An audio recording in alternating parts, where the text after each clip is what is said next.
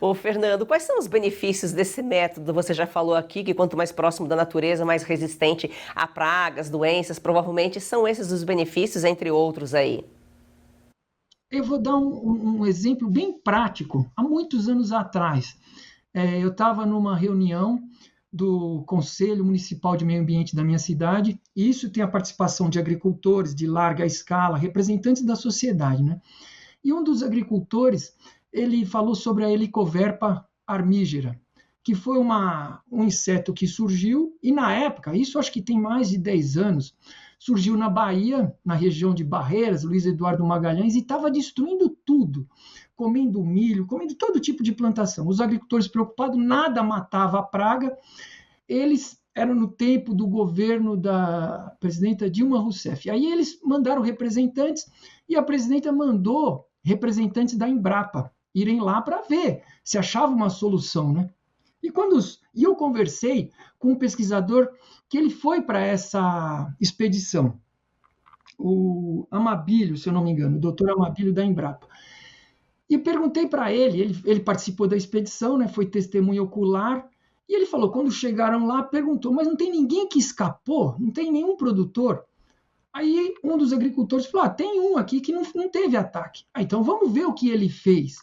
E quando eles chegaram lá, o Amabílio não soube dizer por quê, se ele tinha assim um viés ambientalista ou se era uma questão de logística, ele tinha deixado faixas de cerrado e faixas de grão.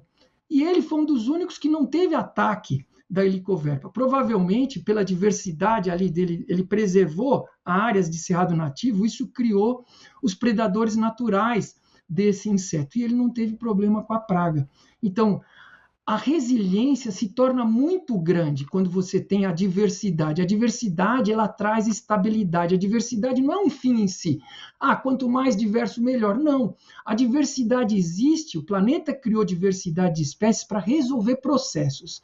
Então, por que o Cerrado tem 12 mil espécies de plantas? Porque nós temos uma estação seca severa, nós temos muitos solos ácidos, então, tem vários processos para resolver. Então, a natureza lança a mão de espécies para resolver os processos. Então, ao invés de nós, sozinho, querer resolver esses processos, a gente entendendo como a natureza funciona, a gente lança a mão desses instrumentos. Uma coisa muito simples hoje, tem muitos produtores. Olha, eu tenho uma amiga no sul de Goiás, o pai dela era muito reticente, ela tinha acabado de se formar em agronomia na Exalc, e o pai era muito reticente de adotar práticas novas, porque ele vinha num fazer de agricultura de anos e anos. Mas ela convenceu ele, eles reduziram, só com biológicos, só usando micro-organismos, eles reduziram de 42 sacas de soja o custo era 42 sacas por hectare, eles reduziram para 19 sacas. Então, eles contrataram 2 biólogas, montaram um laboratório, produzem 5 micro-organismos.